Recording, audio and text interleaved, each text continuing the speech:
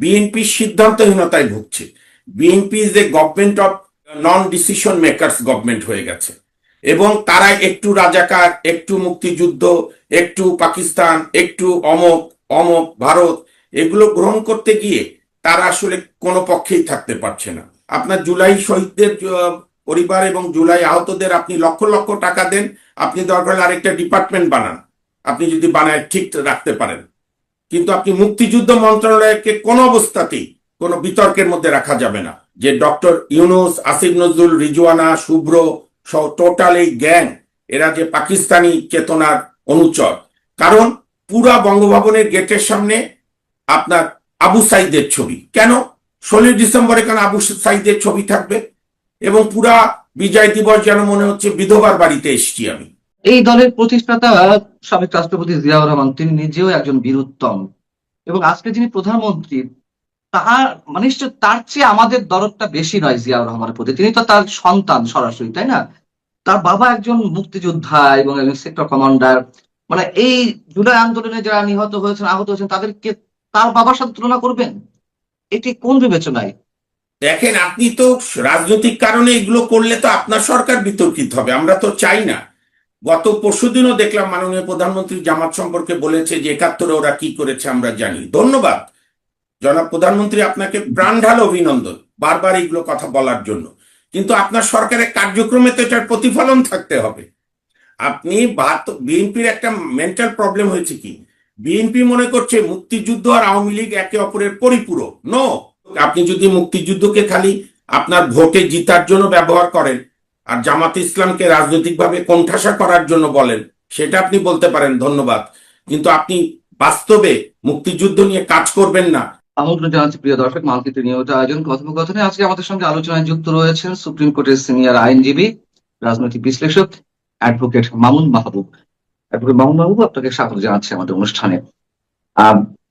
যে বিষয়টি নিয়ে একটু শুরুতে আলোচনা করতে চাই, আমার মনে হয় এই বিষয়টা অনেকেই টাচ করেনি, কিন্তু আসলেই আমাদের জন্য কতটা সম্মানজনক অথবা কতটা, মানে আপনার কাছ থেকে জানতে চাই, মুক্তিযোদ্ধাদের মধ্যে বীরশ্রেষ্ঠ, বীর উত্তম, বীর বিক্রম আছেন যারা শহীদ হয়েছেন, তাদের মধ্যে থেকে খেতাবধারী মুক্তিযোদ্ধাদের ভাতা বৃদ্ধি করা হয়েছে 5,000 টাকা থেকে 10,000 টাকা পর্যন্ত। ঠিক আছে, সাধারণ মুক্তিযোদ্ধাদের যে ভাতা ছিল 20,000 টাকা, সেটি অপরিবর্তিত রাখা হয়েছে বাজেটে।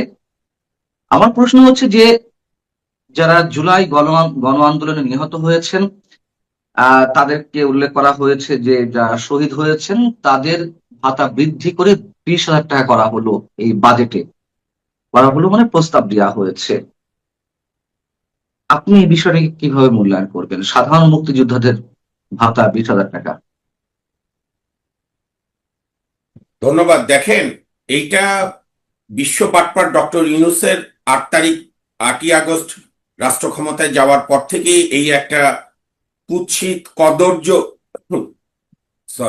প্রতিযোগিতা জামাত, মৌলবাদী, 71-এর স্বাধীনতা বিরোধী রাজাকার আল বদর এবং কিছু বামপন্থী যারাও মুক্তিযুদ্ধকে দুই কুকুরের লড়াই বলেছিল, এই সব শক্তি মিলে ইউনূসের নেতৃত্বে এই কাজগুলো করেছিল। আপনার মনে আছে সেই মার্কিন যুক্তরাষ্ট্রে ইউনূসের কুখ্যাত সেই সাক্ষাৎকার, যে রিসেট বাটনে চাপ দিয়ে দিয়েছে, অর্থাৎ পাকিস্তানের দিকে ফিরে যাচ্ছে।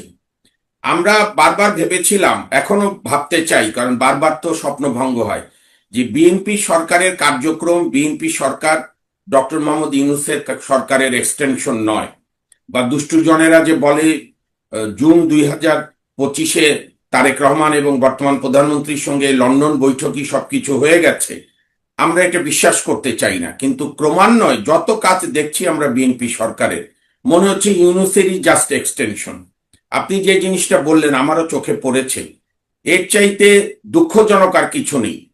জুলাই আন্দোলনে যারা মারা গেছেন, আহত হয়েছেন, তাদের প্রতি সম্মান রেখেই বলছি, তারা নিজেরাও নিশ্চয়ই চায় না যে তাদেরকে মুক্তিযুদ্ধ সঙ্গে কম্পেয়ার করা হোক, কিংবা এই ভাতাটা বোধের প্রস্তাব, ভাতা কন্ট্রোলও করবে, নিয়ন্ত্রণ ব্যবস্থাপনা করবেন মুক্তিযুদ্ধ মন্ত্রণালয়। এইটা এইটা অত্যন্ত বিএনপির, দেখেন আমি বারবার বলি, মানুষ আমরা সাফল্য চাইলেও হবে কি, বিএনপি সিদ্ধান্তহীনতায় ভুগছে। BNP is a government of non decision makers government হয়ে গেছে, এবং তারা একটু রাজাকার, একটু মুক্তিযুদ্ধ, একটু পাকিস্তান, একটু অমক অমক ভারত, এগুলো গ্রহণ করতে গিয়ে তারা আসলে কোনো পক্ষেই থাকতে পারছে না। আমার বক্তব্য, প্রথম কথা, জুলাই আন্দোলন বাংলাদেশের মানুষ বা যারাই করেছিল, জনগণেরও সম্পৃক্ততা ছিল, সেটা হচ্ছে শোষণ মুক্তি, বৈষম্যর বিরুদ্ধে। নিশ্চয়ই জুলাই শহীদ যারা আন্দোলনে যারা হয়েছে তারা ভাতা পাওয়ার জন্য করেনি। এই ভাতা কালচার করে এই আন্দোলনকে, জুলাই আন্দোলনকে বরং বিতর্কিত করা হচ্ছে। আমি বরং এমপি সাহেবদের কাছে বলে তো লাভ নাই, সরকারের সিদ্ধান্ত, সরকারকে বলবো যে এটা অন্য কোনো পদ্ধতিতে করা। আর এই যে মুক্তিযুদ্ধকে মিলিয়ে দেওয়া, মুক্তিযুদ্ধ মন্ত্রণালয়ের প্রকৃত কাজ হচ্ছে মুক্তিযুদ্ধের স্মৃতি, মুক্তিযুদ্ধের চেতনাকে সংরক্ষণ করা। আমার প্রশ্ন, তাহলে আজকে নূর হোসেনের বাবা মাকে ভাতা দেওয়া হয় না কেন? বা ডাক্তার শামসুল আলম মিলন 90-এর গণঅভ্যুত্থানে শহীদ হয়েছিল, সেলিম, দেলোয়ার, তিতাস, রমিজ, বসুনিয়া, আপনার ডাক্তার ময়জুদ্দিন, ফাত্তা, ডাক্তার জেহাদ, এবং ওই 90-এর গণঅভ্যুত্থানের পরে নির্বাচনের মাধ্যমে তো ক্ষমতা এসেছিল বিএনপি, বেগম খালেদা জিয়ার নেতৃত্বাধীন। তাহলে ওই আন্দোলনে শহীদদের কি কি কি অযোগ্যতা, বা ওই আন্দোলনে আহতদের পরিবারের, এটি অত্যন্ত অত্যন্ত, আমি বলবো, বিএনপি সরকারের কাঁধে ইউনূস সরকারের ভূত এখনো চেপে আছে, এবং এই সিন্দাবাদের ভূত বিএনপিকে কতদূর ভোগাবে এটা বিএনপির সিদ্ধান্ত নিক। এইটা আমি মনে করি কোন অবস্থাতে এটা সঠিক হয়নি। এইটা মুক্তিযুদ্ধকে, আমি পরিষ্কার বলি, মুক্তিযুদ্ধকে বা 24-এর গণ আন্দোলনকে সেই শক্তি মুক্তিযুদ্ধের সঙ্গে তুলনা করতে যায় যারা 71-এ মুক্তিযুদ্ধে হেরে গিয়েছিল, যারা পাকিস্তানি হানাদার বাহিনীর দোসর ছিল, আমার মা বোনকে পাকিস্তানিদের কাছে গনিমতের মাল বলেছে। আর আমরা যেরকম তরুণ প্রজন্মের মুক্তিযোদ্ধা, আপনি সহ আরো আমাদের পরের প্রজন্ম মুক্তিযোদ্ধা, নাহিদদের প্রজন্ম আমাদের মুক্তিযোদ্ধারা আছে, কিন্তু ওই প্রজন্মেই সেই রাজাকাররা, চেতনার রাজাকার আছে যারা 47, 71, 24-কে মিলাতে চায়। কাজে আমি বিশ্বাস করি নিশ্চয়ই পাকিস্তান, বিএনপি রাজাকারদের চেতনাকে ধারণ করে না, তাহলে কখনোই এই উদ্যোগ নেবে না 71-এর সঙ্গে 24-কে কম্পেয়ার করার। না, কিন্তু হচ্ছে তো, আমাদের কথা হচ্ছে যে আপনি যেমন বলেন যে 90-এর গণ আন্দোলনের শহীদরা তাহলে ভাতা পায় না কেন, কেন এই আন্দোলনকে এইভাবে তুলনা করা হচ্ছে 71-এর সঙ্গে বা ভাতা দেওয়া হচ্ছে।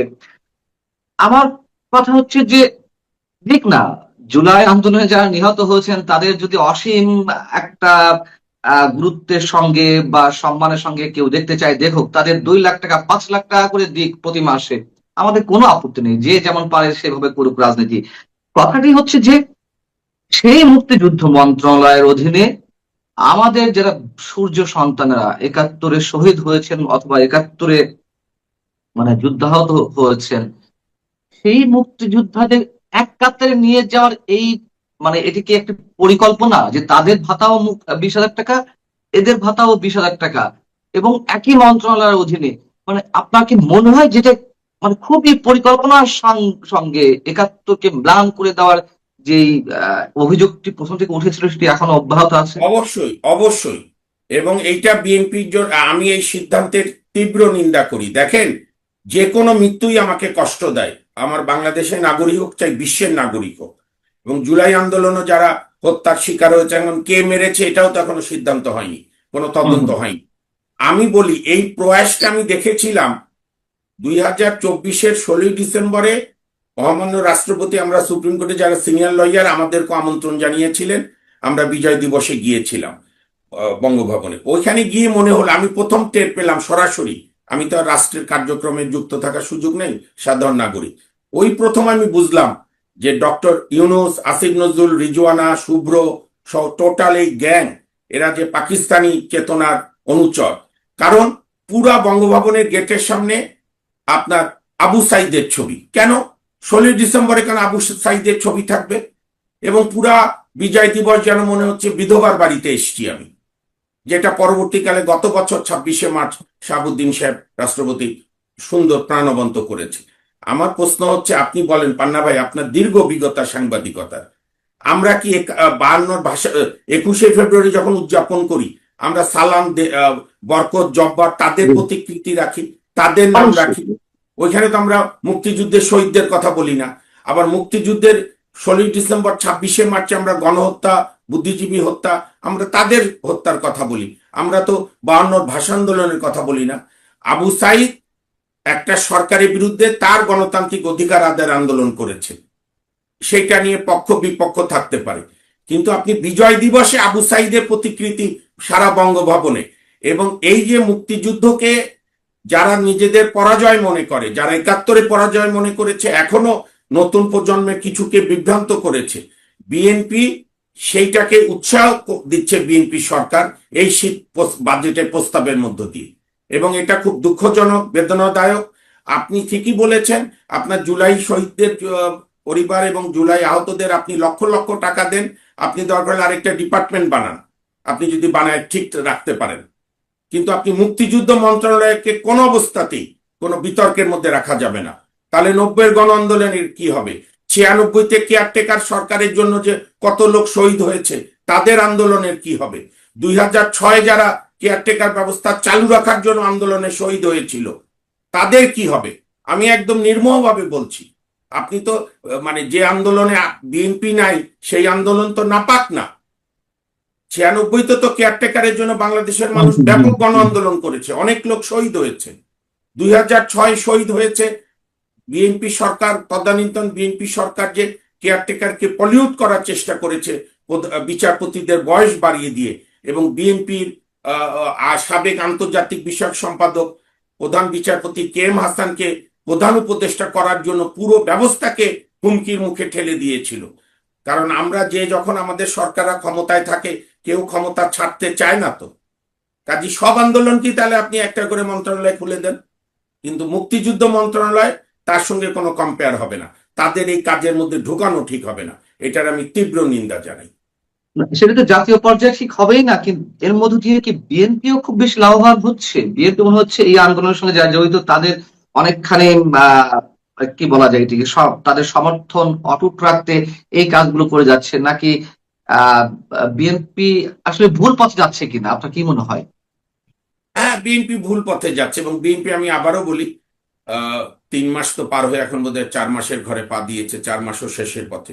বিএনপি সিদ্ধান্তহীনতায় ভুগছে, আর যাই সিদ্ধান্ত নিচ্ছে চরম বিতর্কিত, চরম প্রশ্নবিদ্ধ। যেরকম এইটার প্রস্তাব দিয়েছে বাজেটে, কারণ বাজেটে সরকারি দল প্রস্তাব দিলে তো সেটাই পাশ হয় সংখ্যাগরিষ্ঠতার জোরে। আমাদের তো এমপিদের সেই স্বাধীনতা হয়নি যে বাজেট নিয়ে দলের হুইপিং এর বাইরে আলাপ করবে। কাজেই এইটা বিএনপির জন্য সঠিক হচ্ছে না। জনগণ তার দৃষ্টিতে তার মতো করে সে তার শহীদদের স্মরণ রাখবে, কিন্তু বিএনপি সরকার বিপদে পড়বে। এই দলের প্রতিষ্ঠাতা সাবেক রাষ্ট্রপতি জিয়াউর রহমান, তিনি নিজেও একজন বীরুত্তম, এবং আজকে যিনি প্রধানমন্ত্রী, তার মানে নিশ্চয় তার চেয়ে আমাদের দরদটা বেশি নয় জিয়াউর রহমানের প্রতি। তিনি তো তার সন্তান সরাসরি, তাই না? তার বাবা একজন মুক্তিযোদ্ধা এবং একজন সেক্টর কমান্ডার। মানে এই জুলাই আন্দোলনে যারা নিহত হয়েছেন, আহত হয়েছেন, তাদেরকে তার বাবার সাথে তুলনা করবেন? এটি কোন বিবেচনায়? দেখেন, আপনি তো রাজনৈতিক কারণে এগুলো করলে তো আপনার সরকার বিতর্কিত হবে, আমরা তো চাই না। গত পরশুদিনও দেখলাম মাননীয় প্রধানমন্ত্রী জামাত সম্পর্কে বলেছে যে 71-এ ওরা কি করেছে আমরা জানি। ধন্যবাদ জনাব প্রধানমন্ত্রী, আপনাকে প্রাণ ঢাল অভিনন্দন বারবার এইগুলো কথা বলার জন্য। কিন্তু আপনার সরকারের কার্যক্রমে তো এটার প্রতিফলন থাকতে হবে। আপনি বিএনপির একটা মেন্টাল প্রবলেম হয়েছে কি, বিএনপি মনে করছে মুক্তিযুদ্ধ আর আওয়ামী লীগ একে অপরের পরিপূরক। নো, আওয়ামী লীগের নেতৃত্বে মুক্তিযুদ্ধ হয়েছে, আমরা সেই জন্য আওয়ামী লীগকে সম্মান করি।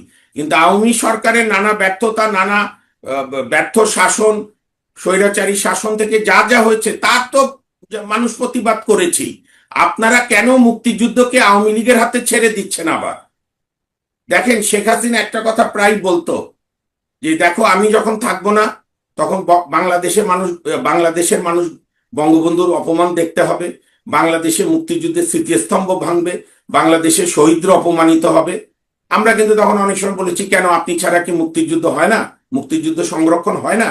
কিন্তু ডক্টর ইউনূস তো পাকিস্তানি অনুচর, পরিষ্কার কথা, আসিফ নজরুল থেকে শুরু করে সব, রিজওয়ানা, শুভ্র, ওই গ্যাং যা আছে। কিন্তু বিএনপি তো মুক্তিযুদ্ধের কথা বলেই ভোট করেছে।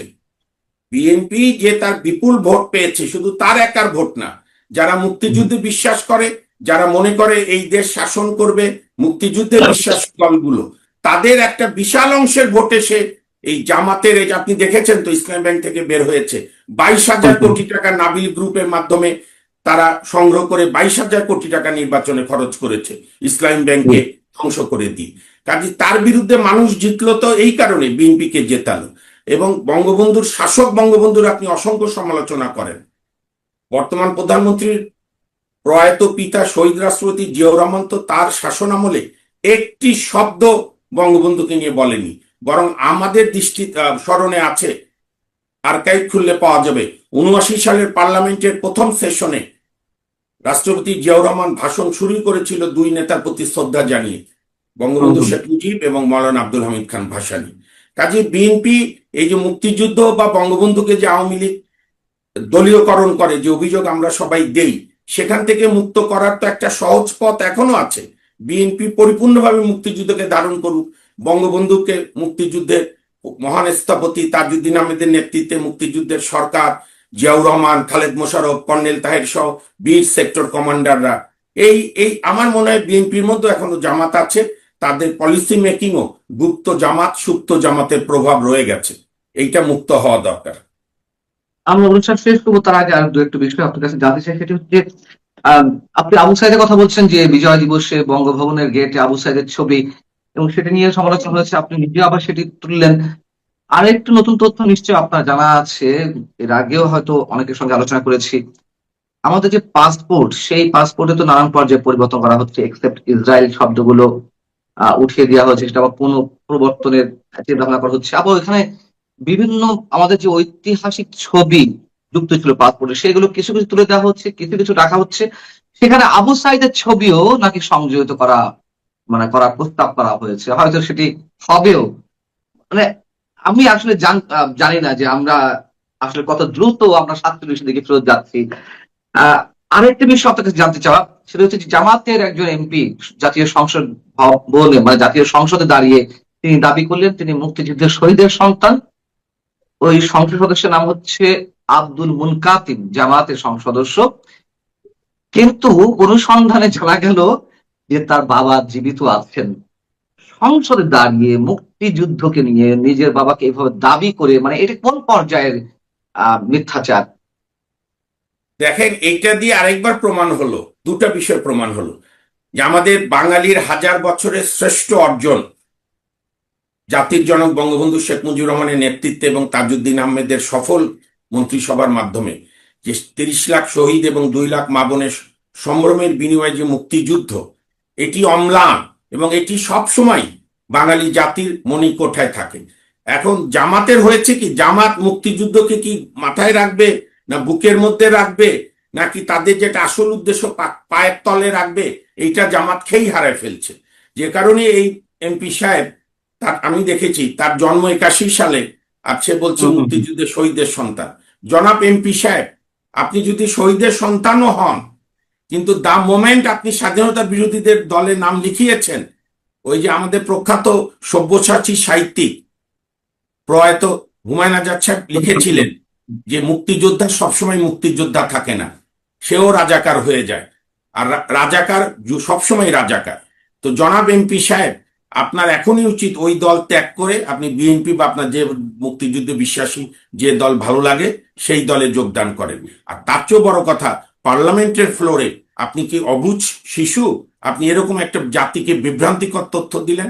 আপনি কি মনে করছেন এটা 1971 সাল যে ইয়াহিয়া খানের কন্ট্রোলে টেলিভিশন, আর বাংলাদেশে ঠাটা মালিককা বলেছিল যে পাকিস্তানের দালাল আপনার মালিক মন্ত্রিসভা, যে কোনো মিডিয়া নাই, কোনো সোশ্যাল মিডিয়া নাই, আপনি যা গেলাবেন আমরা তাই গিলবো। কাজে আমি এটা তীব্র নিন্দা করি মুক্তিযুদ্ধকে নিয়ে, এবং সে তো তার বাবার প্রতিও অবিচার করেছে। মুক্তিযুদ্ধে তাদের মতো লোকদের কথায় কিছু এসে যায় না, কিন্তু সে তার বাবাকেও অপমান করেছে। আর আপনি যেটা আরেকটু বললেন, আবু সাইদ ছবি পাসপোর্টের মধ্যে দেওয়ার কথা বলছিলেন, দেখেন এতে সবচেয়ে অপমান হবে আবু সাইদ, কারণ সরকার পরিবর্তন হলে এগুলো বাদ হবে এবং অন্যভাবে চিত্রিত হবে। এই অতিরিক্ত বাড়াবাড়ি করতে গিয়ে যেরকম মুক্তিযুদ্ধকেও আওয়ামী লীগ বিতর্কের মধ্যে ফেলে দিয়েছিল, ইউনূস তো জুলাইকে বিতর্কিত করে গেছে, কোথায় কোনো আওয়াজ নাই, কিছু নাই। মার্কিন যুক্তরাষ্ট্রে গিয়ে মাহফুজ আলমকে কি মাস্টার মাইন্ড এই সেই, আর এখন বিএনপি এগুলো বাড়াবাড়ি করছে। এইটা হচ্ছে জুলাই যারা মারা গেছেন বা শহীদ বলে তাদেরকে অপমান করার এটা হচ্ছে একটা পদ্ধতি, আমি মনে করি।